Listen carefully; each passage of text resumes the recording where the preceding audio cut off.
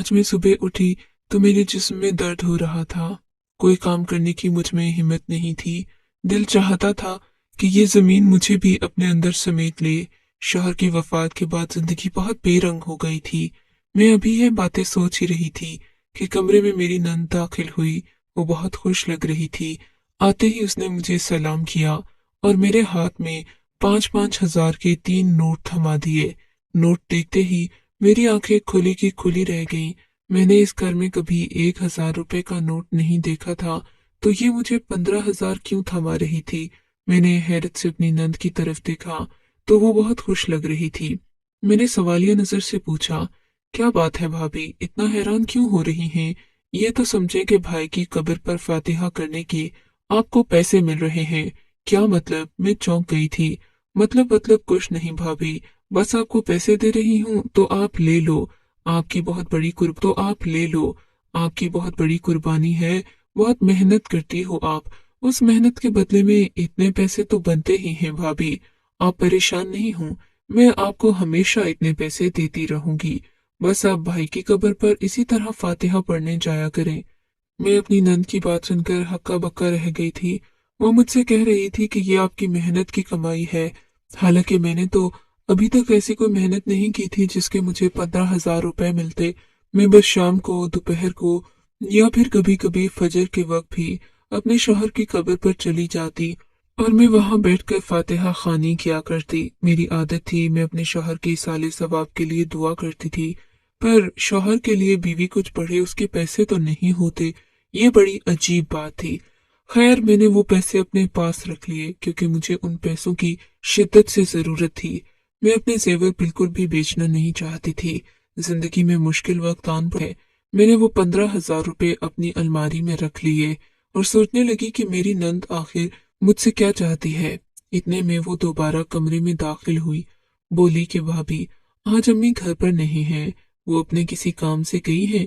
मैं कुछ मेहमानों को बुलाना चाहती हूँ। अगर वो होती तो मैं आपको हरगिज ना कहती। लेकिन वो क्या है ना कि मेरे मेहमान आ रहे हैं और मैं उनके सामने अच्छा खाना रखना चाहती हूँ। तो अगर आप मेरे लिए खाना बना दें तो मुझे बहुत खुशी होगी।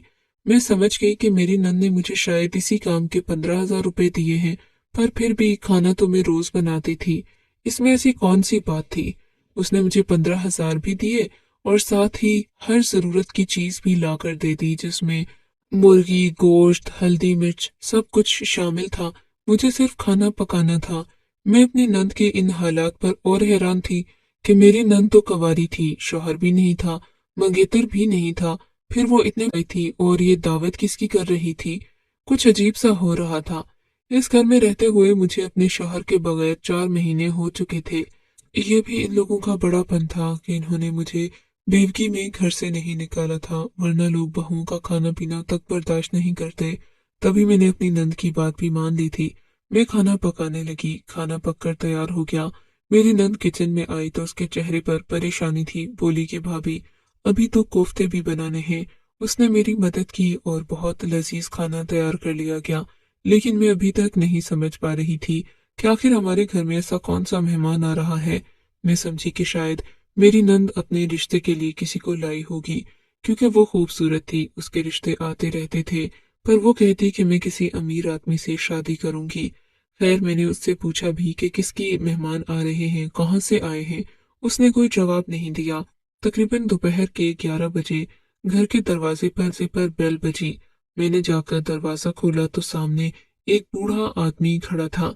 उसके चेहरे पर दाढ़ी सजी हुई थी और ऐसा लगता था जैसे वो बहुत बड़ा कोई बुजुर्ग या फिर आलिम दीन होगा। उसके साथ ही एक नौजवान लड़की भी थी जिसने भड़कीले कपड़े पहन रखे थे और वो बहुत मॉडर्न लग रही थी, जबकि बूढ़ा काफी इस्लामी लग रहा था। मुझे उन दोनों का ये इंतजार समझ नहीं आया। अगर वो लड़की का बाप था और इतना इस्लामी था, तो फिर उसकी बेटी ने इतने बेहुदा कपड़े क्यों पहन रखे थे? मैं समझी नहीं थी। तभी कमरे से मेरी नंद बाहर आ गई। बोली कि भाभी, मेहमानों को अंदर ले आए। मेरे तो चक्के छूट गए कि ये मेहमान मेरी नंद के हैं। आखिर उसका इनसे क्या ताल्लुक हो सकता है? खैर, वो आदमी और वो लड़की अंदर आकर कमरे में बैठ गए। मैंने उन्हें ड्राइंग रूम में बिठाया था। मेरी नंद फौरन से बाहर आई और बोली, भाभी, आप जाएं, जाकर अपना काम करें। मैं अपने मेहमानों के पास ही बैठूंगी। उसने बड़ी चालाकी से मुझे कमरे से बाहर जाने का कहा था। मेरा दिल जरा भी नहीं चाहता था कि मैं कमरे से बाहर जाऊं। उस अजनबी आदमी और लड़की की बातें सुनना चाहती थी। आखिर कोई तो वजह थी कि ये लोग यहाँ पर आए थे। मेरी नान ने मुझे कहा कि मैं जाकर खाना लेकर आऊं। हालांकि खाना मैंने दूसरे कमरे में डाइनिंग टेबल पर लगा दिया था। मैं वापस आई। मैंने अपनी नन से कहा कि खाना तो बाहर डाइनिंग टेबल पर लगा है, तुम इन्हें लेकर यहाँ क्यों बैठी हो? अगर इन लोगों ने खाना ही खाना है तो बाहर आकर खा ले।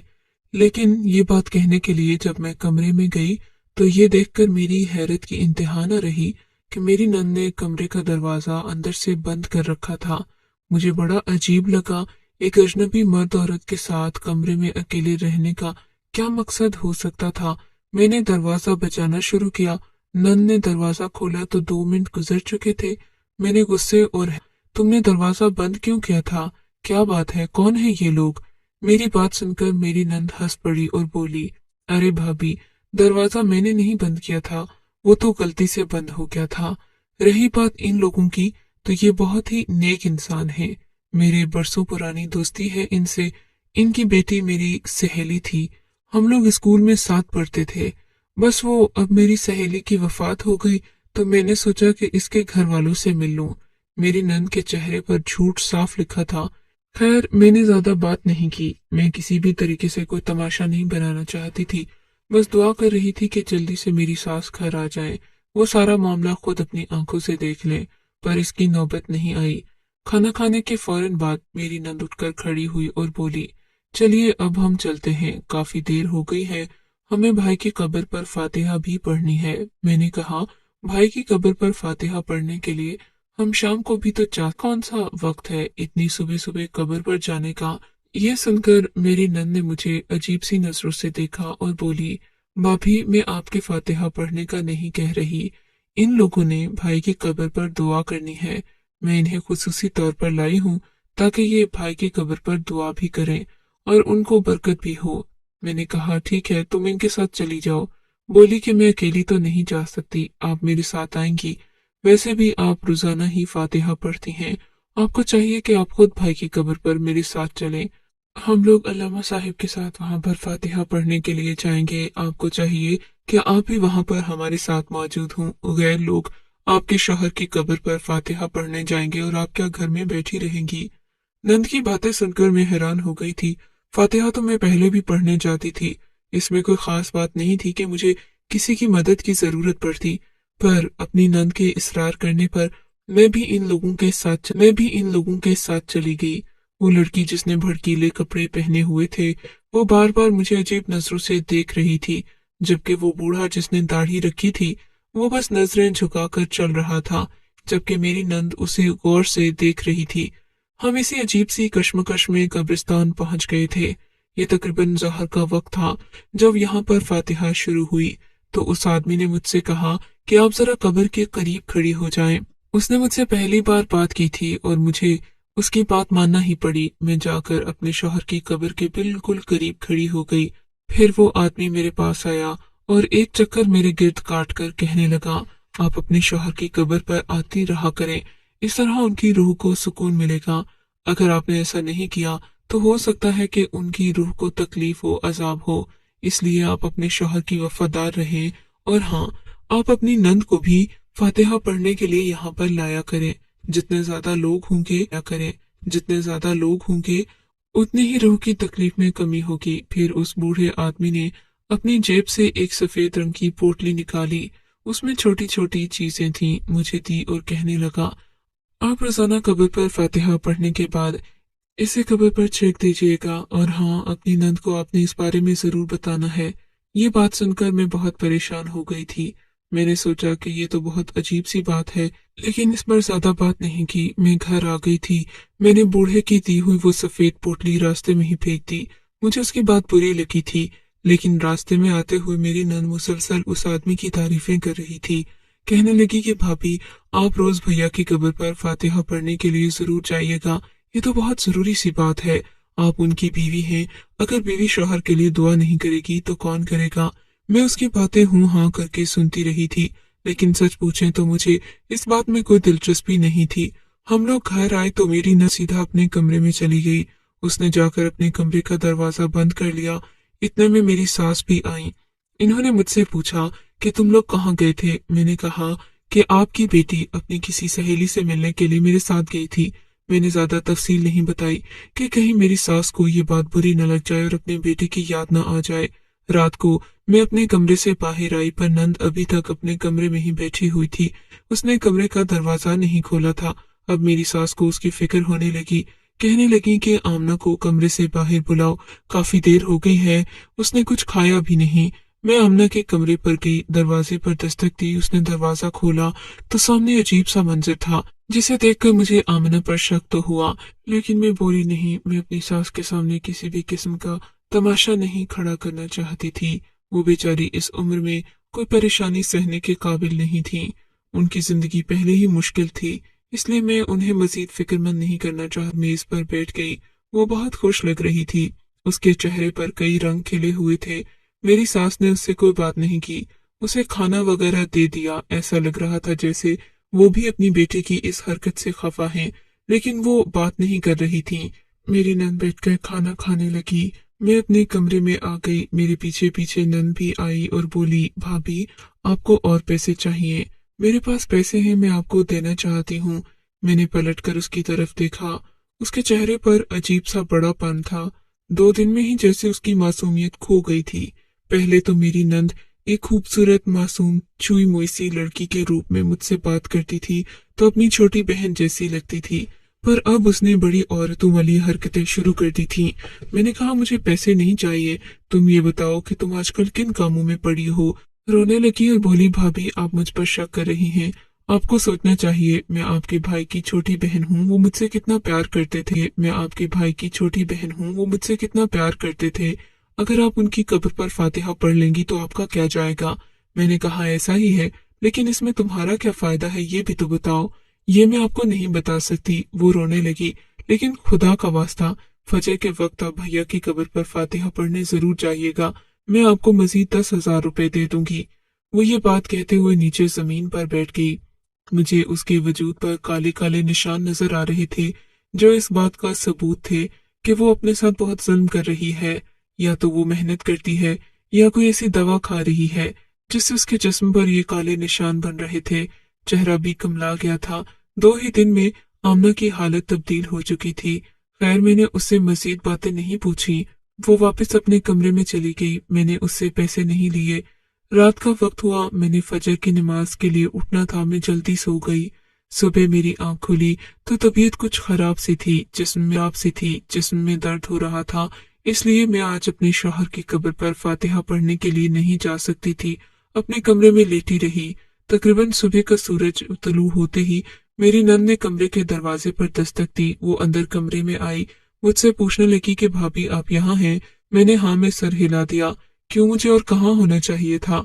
मेरी बात सुनकर आमना फीकी सी हंसी हंसती और बोली, भाभी आप क्या भैया की कब्र पर फातिहा पढ़ने के लिए नहीं गई?